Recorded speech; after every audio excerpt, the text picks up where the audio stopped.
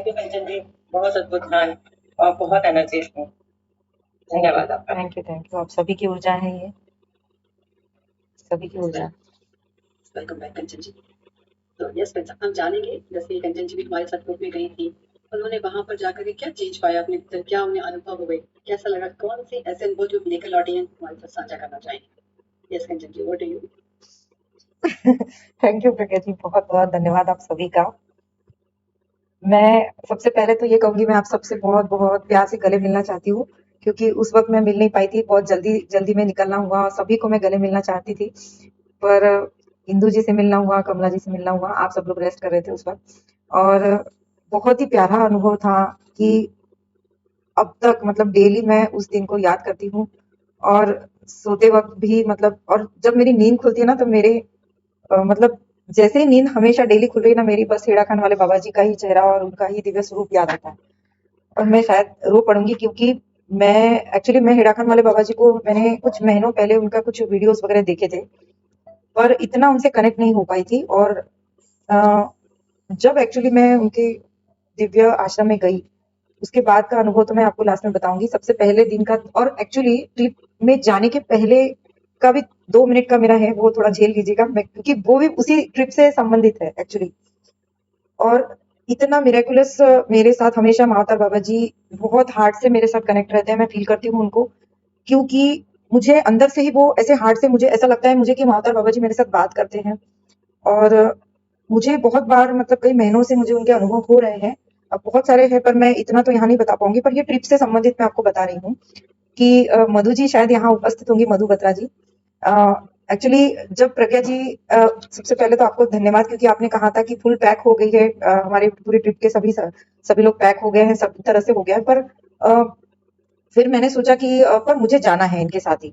तो फिर आपने मुझे कुछ सुझाव दिए कि आप देख लीजिए। फिर मैंने अपनी कुछ अरेंजमेंट्स की अपनी तरफ से, तो वो भी हो गई। पर उसके पहले का ऐसा था कि जाऊं या ना जाऊं, ऐसा कुछ चल रहा था। फिर जब पहला फोन मुझे मधु बत्रा जी का आया, आपके बात करने के कुछ दिन बाद ही मधु बत्रा जी का फोन आया, तो जैसे ही उनका फोन आया और उन्होंने कहा कि अगर आप चल रहे हो तो मैं चल रही हूँ, अगर आप हाँ कहते हो तो मैं ट्रेन की टिकट निकालती हूँ। तो मुझे उसी वक्त महावतार बाबा जी कह रहे थे कि हाँ, मतलब ये उन्हीं की वॉइस थी कि हाँ तुझे चलना है।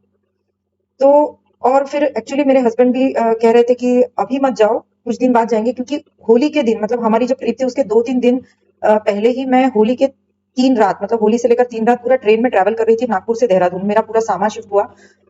तो उसके पहले मेरे हस्बैंड कह रहे थे कि नहीं मत जाओ मत जाओ, हम लोग चले जाएंगे, क्योंकि देहरादून से पास में है। तो मैंने सोचा कि हस्बैंड के साथ जाने से ज्यादा हमारे सोल फैमिली के साथ जाने में ज्यादा मजा है, और उनके साथ कुछ अनुभव भी होंगे और ध्यान करने को मिलेगा। तो उस हिसाब से मैं ट्रिप के लिए बहुत, फिर मैंने क्या किया कि हस्बैंड मना कर रहे थे, तो मैंने एक छोटी सी चिट्ठी महावतार बाबा जी की, एक छोटी सी किताब है उसमें रख दी। और मेरा 1 साल से मेरा था कि मुझे महावतार बाबा जी आपकी गुफा में आना है। 1 साल से मेरा डिसाइड था, पर मैं सोच रही थी कि कोई स्पिरिचुअल ट्रिप, जो हमारे पीएमसी के जो बहनें हैं उनके साथ ही जाऊं मैं।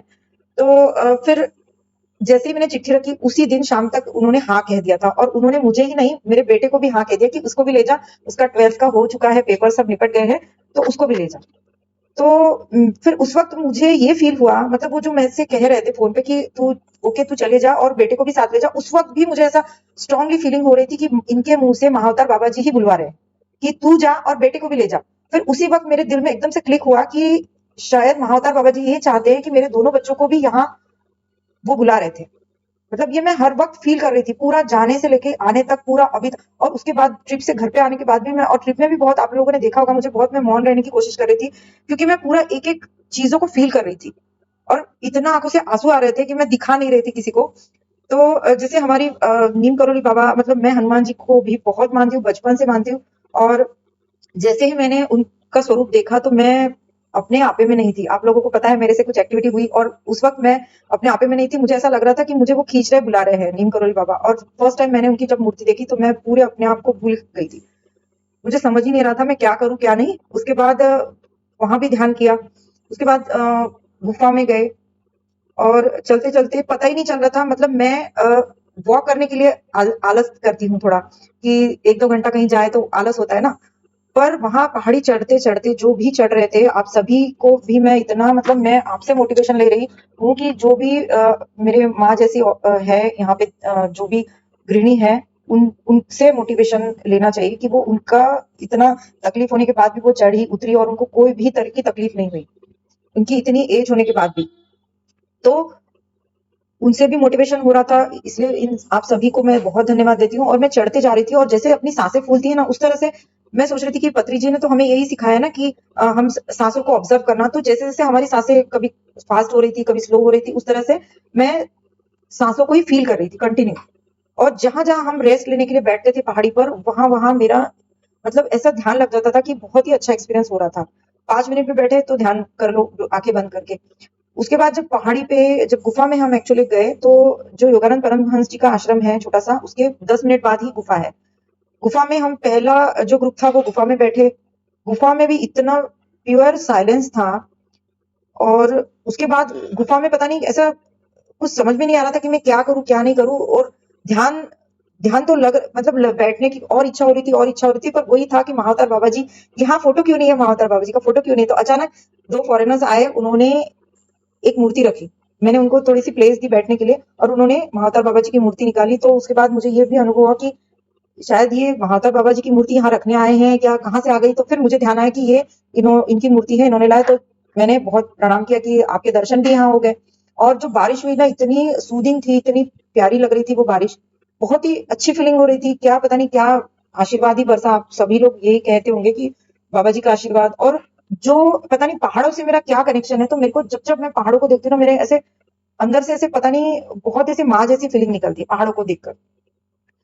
तो ऐसा दिल भर आता था, बार बार पहाड़ों की तरफ आकाश को देखती थी, पहाड़ों को देखती थी, वैसे दिल भर आता था, बहुत ही ऐसे साइलेंट रहने का मन करता था। उसके बाद मेरे बच्चों का एक्सपीरियंस था कि मेरे बच्चे भी आए थे। मेरी गुड़िया है छोटी, वो 6th क्लास की एग्जाम अभी हुई है, 12th में बेटा है। सेकेंड डे जो था, हम वहां जाने वाले थे पांडुखोली में। तो बच्चे थक गए थे, उनको इंटरेस्ट नहीं हो रहा था कि नहीं अभी इतना चढ़ना नहीं है पहाड़ों पर, ऐसा वैसा। तो मैंने बोला कि बेटा ट्रैकिंग के लिए तो यही तो मजा है, और उनको अपने उनकी तरफ से ऐसे उनके तरीके से समझाया। तो भी वो मान नहीं रहे थे, वो बोले थे हम तो नहीं जाएंगे, तुमको जाना है तो जाओ मम्मी, पर हम नहीं जाएंगे, हम गाड़ी में बैठे रहेंगे। फिर इंदू जी को मैं बहुत थैंक्स देती हूँ। उनका जो मोटिवेशन था बच्चों के लिए, उन्होंने कहा कि देखिए मेरी एज क्या है और मैं कितना, मतलब उनको देख के बच्चों को और मोटिवेशन मिला। तो उनको बहुत दिल से थैंक्स मेरा। और उनका हंसते हुए हमेशा चेहरा ऐसे देखकर मुझे बहुत अच्छा फील हो रहा था। और सभी जो ग्रुप के लोग हैं ना, वो पहाड़ी में जैसे मेरे से थोड़ा थोड़ा दूरी पे वो बात करते जा रहे थे। तो उसमें वो ट्रिप पता ही नहीं चल रही थी कि कब ऊपर चढ़ गए। और पांडुखोली में तो पता नहीं एक बहुत अलग ही एनर्जी फील हो रही थी। फिर जब वो मेरे बच्चे चढ़ने लगे और उनको भी वो एनर्जी की फीलिंग हो रही थी, क्योंकि वो भी ध्यान करते हैं बच्चे, तो उनको भी बहुत फील हो रहा था। फिर उसको, मेरे बेटे को लगा कि नहीं, अगर मैं नहीं आता तो मैं जरूर मतलब ये फील नहीं कर पाता कि इतनी अच्छी एनर्जी और इतनी प्यारी एनर्जी है। तो हर एक मोड़ पर बच्चे ऐसे फील कर रहे थे, उनको बड़ा मजा आ रहा था। हालांकि पानी पीते जा रहे थे, थक रहे थे, बेटी भी बहुत थकते जा रही थी, पर पता नहीं उसको एक ऐसे जुनून सा था। और उसको एक्चुअली दोनों बच्चों को होते हैं ध्यान में अनुभव। तो उस वक्त जब मेरी बेटी पहाड़ पर चढ़ रही थी पांडुखोली की तरफ, तो उसको एक नाद सुनाई आ रहा था। उसने मुझे बाद में बताया कि वो नाद उसको 1-2 बार सुनाई आया, पर वो पहाड़ों पर भी उसको सुनाई आया। तो ये मुझे उसने बाद में बताया। फिर उन दोनों बच्चों ने वहां पांडुखोली पे हम सब लोगों ने ध्यान किया वहां पर ग्रुप में, और वहां पे भी बहुत एनर्जी फील हो रही थी। और मतलब वहां पे जाने के बाद ऐसी कोई भी थकावट मैंने किसी में नहीं देखी, किसी में नहीं देखी। मेरे में तो नहीं, बच्चों में भी नहीं देखी। बहुत मजा आ रहा था सबको। उसके मतलब पूरा चढ़ाई के बाद ऐसा लगा ही नहीं कि 4, 4.5, 5 घंटे की चढ़ाई थी।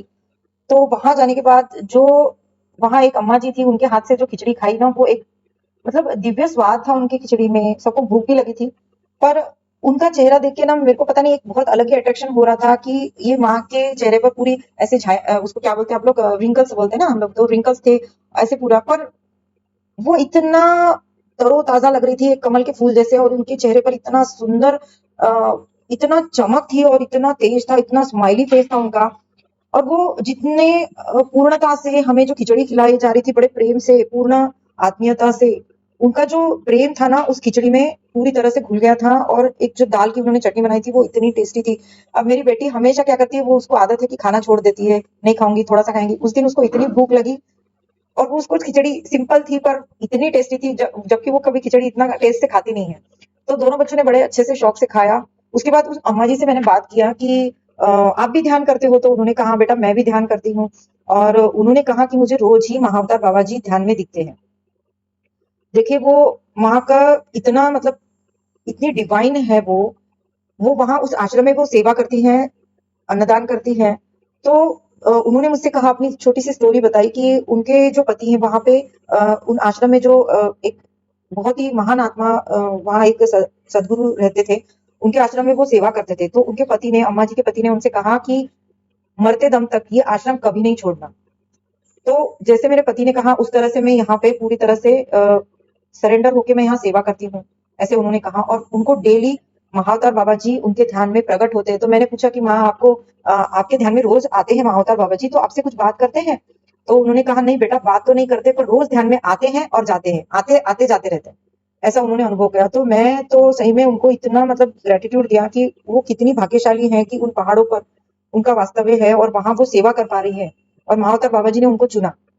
उसके बाद मेरा अचानक ही ध्यान एक वहां जो धुनी थी, वहां पे वही जो संत थे रहते थे उस पहाड़ पर, वो धुनी की तरफ अचानक मेरा ध्यान गया। तो मैं उस धुनी के अंदर जब गई तब इतनी इतनी पॉजिटिविटी, इतनी धुनी में जो अग्नि प्रज्वलित हो रही थी हल्की हल्की। और वहां जो मैं कुछ साल पहले जब ध्यान में आने के पहले मैं भैरव बाबा की, काली माँ की, हनुमान जी की पूरी साधना करती थी, तो मेरा पूरा वैसे ही फीलिंग आई। पूरा मैंने वहां पे भी 10 मिनट बैठ के ध्यान किया और मैं पूरी तरह से कनेक्ट हो पाई। इतना अच्छा फीलिंग हो रहा था। फिर बच्चों को भी बुलाया कि 5 मिनट यहाँ बैठ के ध्यान करो। वो भी बहुत इतनी ऊर्जा थी उस धुनी की जगह पे। तो वहां से हम निकले। फिर उतरते वक्त भी कुछ भी नहीं फील हुआ। उतरने के बाद भी इतना सबको इतनी एनर्जेटिक फीलिंग थी कि हम इतने ऐसे फूल के जैसे, मतलब फूल के जैसे हमको महाअवतार बाबा जी ने झेला। बहुत बड़े प्यार से सबको रखा, बड़े प्यार से सबको रखा। मतलब ऐसे आंखों से आंसू बह रहे थे मेरे कि कितना मतलब उनका डिवाइन एनर्जी। और उसके बाद उन्होंने एक बात भी बोली, वो अम्मा जी ने मुझसे एक बात बोली कि जो महाअवतार बाबा जी की गुफा है वहां पे एक और अंदर, मतलब एक्चुअली वो गुफा है उसके अंदर बहुत संकरी गुफा, मतलब बहुत छोटा सा रास्ता है वहां गुफा में, उसके अंदर बहुत एक छोटी सी पतली सी गली है और बहुत अंदर तक वहां एक्चुअली महाअवतार बाबा जी का हमेशा वास्तव्य रहता है। और वो वहां पर हमेशा बटरफ्लाईज रहते हैं, बहुत सारे बटरफ्लाई रहते हैं। ये भी बात उन्होंने मुझसे कही। पर अभी बेटा वो वहां पे दीवार लगा दी उन्होंने, ऐसा कहा उन्होंने कि वहां पे दीवार लगाई गई, क्योंकि वहां पे अभी कुछ कैसी एनर्जीज आती होंगी पता नहीं, ऐसा कुछ माँ ने कहा। पर वो गुफा है और वहां पे इतने सारे बटरफ्लाईज रहते हैं। अब वो बात उन्होंने मुझसे पता नहीं क्यों कही, वो मुझे बाद में जाके पता चली। तो मैं जैसे उतर रही थी ना पांडु खोली से, तो कभी हम सब लोग ग्रुप में आ जाते थे, कभी 4-4 5-5 लोग, कभी मैं मेरे बच्चों के साथ रहती थी। अब मैं फील करते जा रही थी, चढ़ते वक्त भी और उतरते वक्त भी। पर मैं इसलिए फील कर रही थी, इसलिए मैं मौन में रहना चाह। अब बच्चे कुछ कुछ बात करते हैं, बच्चों की आदत होती है ये वो बातें करना, तो उतना बात करके फिर अपना मौन में रहना। तो जैसे से उतर रही थी तो एक ऐसा कुछ मोमेंट हुआ मेरे साथ कि कोई भी मेरे आगे भी नहीं था और पीछे भी नहीं था। ठीक है, कोई मेरे आगे भी नहीं था और पीछे भी नहीं था, कहीं दूर दूर तक। तो मेरे को अचानक मेरा ऐसा ध्यान गया, मैंने इधर देखा उधर देखा, पूरी तरफ देखा, पूरे पहाड़ों पर देखा। मैं बोली मैं अकेली हूँ। और अचानक से बहुत सारे बटरफ्लाईज आए, बटरफ्लाई आए। और तभी मैं समझ नहीं रही थी कि ये बटरफ्लाईज इतने सारे आए मेरे आसपास, ऐसे सामने से आए। और मैं पूरा मतलब ऐसे सुनसान गहरा ऐसे होने लग रहा था अंधेरा। तो बटरफ्लाईज और ऐसे करके निकल गए। ठीक है, तब भी मेरे ध्यान में नहीं था हाँ वो बात। और एक बात हुई थी जब एक्चुअली एक बात भूल गई, जब पहले दिन जो पांडु सॉरी महाअवतार बाबा जी की गुफा में जब हम नीचे उतरे और जो योगानंद परमहंस जी की कुटिया है, बारिश हो रही थी। तो मैंने बस वो कुटिया में उतरने के बाद मैं कुटिया में बैठी। जाते वक्त तो मैं कुटिया में नहीं बैठे थे हम लोग। हम आने के बाद जो फर्स्ट ग्रुप था, आने के बाद हमने भोजन भी किया वहां पे। तो भोजन के पहले मैंने 10 मिनट वहां ध्यान किया। तो महाअवतार बाबा जी को इतनी रिक्वेस्ट की, क्योंकि बारिश चल ही रही थी।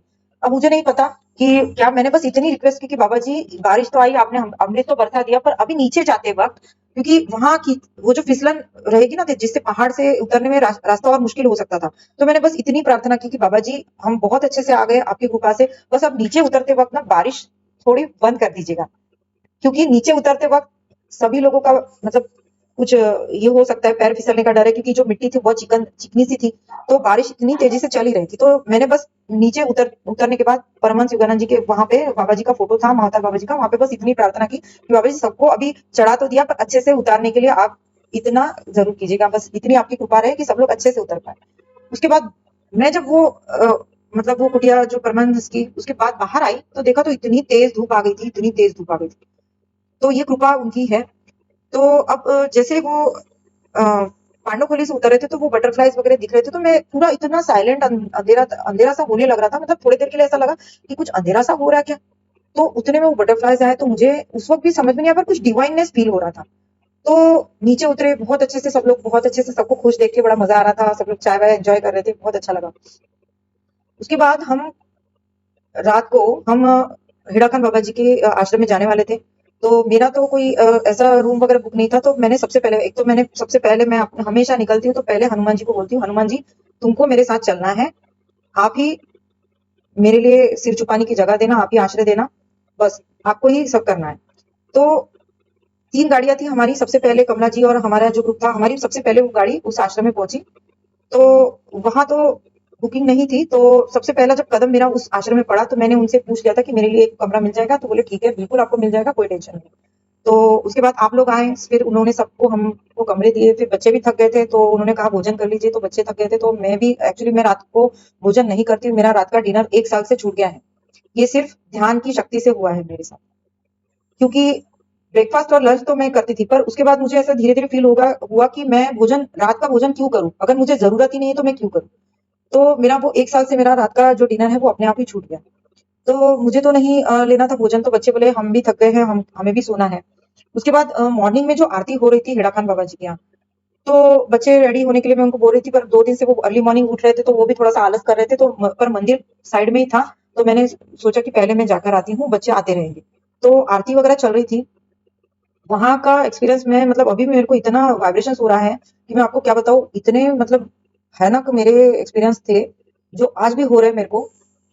और इतना मतलब वो पहाड़ों को देख के पता नहीं क्या रोना आता है कि क्या, तो मैं आप लोग की भजन कीर्तन और हनुमान चालीसा चल रहा था, पर मैं बाहर रुकी थी, मेरे से अंदर आया नहीं जा रहा था। मैं आपको सच बता रही हूँ, आप सब लोगों ने देखा होगा मैं सबसे लास्ट में आई, मंदिर के अंदर में आई नहीं। मैंने सबसे पहले हनुमान जी की मूर्ति को देख के इतना रोई, वहां जो बड़ी मूर्ति थी, तो मैंने बोला कि हनुमान बाबा सही में आपकी कृपा है, और मैं देख के रोई। उसके बाद मुझे हिमालय दिखा दूर से, वहां पहाड़ के पीछे साइड में, तो हिमालय का फोटोग्राफ्स लिए, और वो हनुमान चालीसा, क्योंकि मैं अंदर आने की मेरी हिम्मत ही नहीं हो रही थी, इतना रो रही थी मैं, इतना रो रही थी, वो पहाड़ों को देख देख के रो रही थी।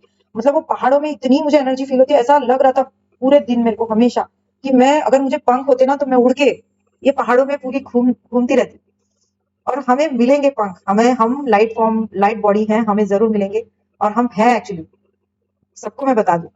तो मैं इतना फील कर रही थी, और मेरे से हिम्मत नहीं हो रही थी, क्योंकि हनुमान जी का नाम लेते ही मेरे को पता नहीं क्या हो जाता है। तो मैं रो रही थी, मैंने सोचा कि पहले हनुमान चालीसा हो जाने दो, मैं पहले रो लेती हूँ बाहर, ये पहाड़ों को देख के। मैं बाहर ही खड़ी थी, फिर हनुमान चालीसा आखिरी आखिरी में होने लगा, तो मैं आई, फिर दर्शन वगैरह किया। तो आप लोग भी हनुमान चालीसा के बाद उन्होंने हिड़ा खान बाबा जी की कुछ दोहे पढ़े, वो पंडित जी ने, फिर उन्होंने उनका एक्सपीरियंस, उनकी स्टोरी बताई हिड़ा खान बाबा जी की, और आप सब लोग सुन रहे थे। पर मैं उस वक्त जो महाअवतार बाबा जी के जो मेन सामने जो मूर्ति थी, उसके साइड में शिव जी और माँ शक्ति का भी स्वरूप था। तो वहां बैठ के आप लोग सब सुन रहे थे, पंडित जी जो आपको बता रहे थे, मैं भी सुन रही थी, मेरे कान में भी पड़ रहा था। और मैं जब वो बाबा जी के स्वरूप के सामने बैठी, अकेले बैठी, थोड़ी देर ध्यान किया, तो मुझे ऐसा लग रहा था कि मेरे सहस्त्रार पे किसी ने हाथ रखा है, और मैं इतना फील कर पा रही थी, ऐसा लग रहा था कि कोई तो मेरे, ऐसी एनर्जी मेरे पूरे सिर पर आ रही है, जोर जोर से कोई हाथ रख रहा है, या कुछ एनर्जी है जो सहस्त्रार पर जा रही है। और इतना मैं झूल रही थी, ऐसे से पूरा झूल रही थी, पूरी एनर्जी हाई फील हो रही थी, तो मैं ज्यादा झूल झूल रही थी, तो मैंने सोचा कि अभी आंखें खोल देती हूँ, मेरे से सहन नहीं हो रहा। तो मैंने फिर ऐसे हाथों को करके मैंने क्या किया, मैंने दोनों घुटनों को फोल्ड करके मैं फिर से बैठ गई, फिर मेरी आंखें बंद हो रही थी, मेरी आंखें खुल ही नहीं रही थी एक्चुअली। फिर मेरी आंखें बंद हो रही थी, और मैं झूलने लगी, और झूलने लगी, बहुत ज्यादा हो रही थी एनर्जी, मेरे से सहन ही नहीं हो पा रही थी। मैं अभी भी बोल रही हूँ तो मेरे को इतनी हाई हाई एनर्जी फील हो रही है, तब से हो रही है। तो उसके बाद जब हेड़ा खान बाबा जी की ये सब स्टोरी सुनी, पंडित जी के मुंह से सुना, एक्चुअली वो शिव के स्वरूप है, हम सबको पता है। पर मैं बचपन से ही मैं श्री कृष्ण को बहुत मानती हूँ, हनुमान जी को मानती हूँ। मुझे उनमें ना एक छोटा सा बच्चा दिखा, उनके जो फोटो, उनका जो स्वरूप था मैंने देखा हेड़ा खान बाबा जी का, उनमें एक मेरे को कृष्ण कन्हैया जैसा छोटा सा बालक दिखा। तो मैं इतना अट्रैक्ट हो रही थी उनके वो स्वरूप की तरफ, बोलने की कुछ इच्छा ही नहीं हो रही थी, कुछ भी इच्छा नहीं हो रही थी, और बस देखती जा रही थी। तो उसके बाद जब ये सब एक्सपीरियंस देखा, और इतना मतलब इतने हाई वाइब्रेशंस बढ़ते जा रहे थे, वो पहाड़ों को देख देख के रोना आ रहा, और ऐसा लग रहा था वो आश्रम से जाऊं ही नहीं। और उसी दिन मैंने बाबा जी के सामने बोला कि मैं आपके दूसरे वाले जो मेन आश्रम है उनका, हल्द्वानी में, वहां जरूर आऊंगी, और सभी परिवार को लेके आऊंगी, मतलब मेरे हस्बैंड है इनको, क्योंकि वो भी नहीं आ पाए थे, तो मैंने कहा कि मुझे उनको साथ में लेकर आना है बाबा जी, बस आप उन पर कृपा कीजिए और हम जल्दी आए। ये इतना आशीर्वाद दीजिए। फिर हमें जल्दी जाना था, कमला जी की ट्रेन थी और मैं उनकी गाड़ी में थी तो हमें जल्दी निकलना था। उसके बाद वो बुक स्टॉल में मेरे बेटे को इतना मतलब अट्रैक्शन है बुक्स का जितना मुझे नहीं है, मैं बिल्कुल अपोजिट हूँ। मैं उसको बोलती हूँ तू बुक्स पढ़ के मुझे सुना दे, मैं बहुत आलसी हूँ। जो भी है पढ़ना है उसको, फिजिक्स से लेके और यूनिवर्स और क्वांटम फिजिक्स और बहुत सारी चीजों से, यूनिवर्स से बहुत प्यार है, तो मतलब वो बहुत बुक्स पढ़ते रहता है। मैं बोलती हूँ तू सुना दे मुझे, मुझे आलस आता है बुक्स पढ़ने में। तो उसने उसके बाद एक से एक साइंस से रिलेटेड बुक्स हैं और सभी चीजों के साइंटिस्ट वगैरह सबकी बुक्स पढ़ते रहता है। तो उसको इतना अट्रैक्शन हो रहा था, उसने भी बहुत अच्छे से स्टोरी सुनी, उसको भी बहुत हाई एनर्जी फील हो रही थी, उसने भी ध्यान किया वहां पे। तो उसने वहां से जो उनका हेड़ा खान बाबा जी का जो वो बुक है भागवत जैसा बहुत बड़ा मोटा सा, वो बुक लिया और हेड़ा खान बाबा जी की स्टोरी का वहां से बुक लिया। उसके बाजू में एक कमरा था, तो मैंने उन एडमिन को पूछा कि ये कमरा कौन सा है, तो उन्होंने कहा ये बैठक है बाबा जी की। तो मैं उस बैठक के कमरे में गई, वहां पे भी हेड़ा खान बाबा जी का फोटो था, स्वरूप था। तो वहां देर तो हो रही थी, मैं ध्यान करना चाह रही थी पर इतने आंसू निकल रहे थे, ऐसा लग रहा था बाबा जी मैं यहाँ से जाना नहीं चाहती हूँ, बिल्कुल नहीं जाना चाहती हूँ। जैसे एक बेटी है ना अपने माँ बाप का घर छोड़ के आती है ना, उस तरह से लग रहा था मुझे।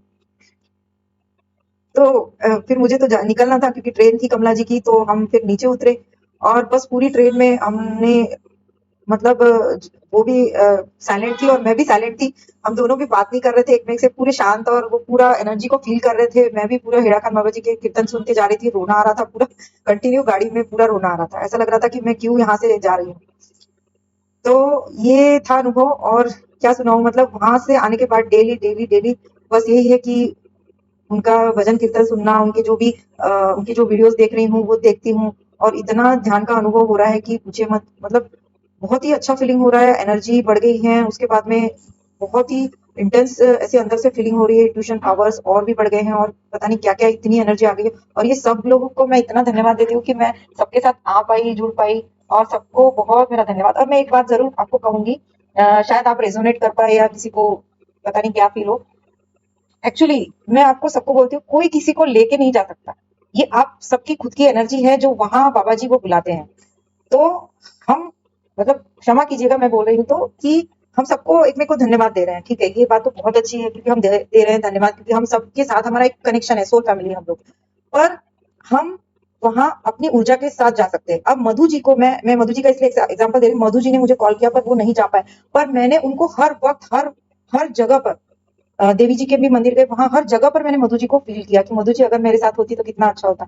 और मधु जी के साथ मैंने जब बाद में बात की, मधु जी मेरे से बहुत तड़प रही थी कि कंचन जी, क्योंकि मैं सामान सेट करने में लगी थी, मैं बात करने को भी टाइम नहीं था, अब कल तक जाके मेरा घर सेट हो पाया है। तो मधु जी और मैंने इतनी बातें की, तो मधु जी भी बोले कि मैं भी फील कर पा रही थी, आप मुझे लेके चल रहे थे क्योंकि मैं भी उनको मतलब फील कर रही थी, क्योंकि उनका फोन आया, उसके बाद मैंने जाने की तैयारी बनाई, प्रज्ञा जी ने भी मुझे किया, मंजू जी की वजह से भी मैं उनको भी थैंक्स देती हूँ। तो ये सब लोगों के और सब आपके मतलब सहायता से हम लोग वहां पहुंचे, मैं सबको थैंक देती हूँ। तो हम दोनों एक्चुअली टेलीपैथिकली इतने कनेक्टेड रह रहे थे, मैं उनको बार बार फील कर रही थी कि मधु जी आती तो कितना, क्योंकि हम दोनों ने एक ही रूम बुक की थी और हम लोग शेयर करने वाले थे, तो मैं हर वक्त मधु जी को फील करती थी, और जब उनको कॉल किया तो वो बोले मैं भी आपको फील करती थी कि आप मुझे लेके चल रहे हो साथ में। इतना मतलब इंटेंस फीलिंग हो रही थी, मैं बहुत मतलब, और मैं ये बोलती हूँ कि जैसे इसलिए मैंने अभी ये सेंटेंस बोला कि हर एक लोग अपनी अपनी एनर्जी से जाते हैं और जरूर जाएंगे वहां पे। कुछ मेरे भी फ्रेंड्स दोस्त है, उन्होंने भी कहा कि कितना अच्छा लगा हमें, आप वहां गए ऐसा सुनने के लिए। तो मैंने कहा कि आप भी हैं, आपको भी वहां जाना है, और हर एक की एनर्जी वहां जाएगी, बाबा जी सबको बुलाएंगे वहां पे। इतना ही है, कोई पहले जाएगा कोई बाद में जाता है। ये सच कहा आपने, जो भी अगर संकल्प डालता है, जी मन थोड़ा भी प्रयास करता है तो अवश्य उसकी इच्छा तो पूरी करेंगे बाबा। बट संकल्प तो आपको डालना होगा पहले, है ना, क्या हाँ करना चाहते। यस कंचन जी, आपके बहुत सुंदर अनुभव है, बहुत कुछ मतलब मुझे लगता है हम वहाँ पर सीखे एक दूसरे से, और इतने सुंदर अनुभव लेके लौटे हैं। सभी एक अलग से उत्साहित दिखते हैं मुझे, सभी एनर्जी से भरे हुए हैं।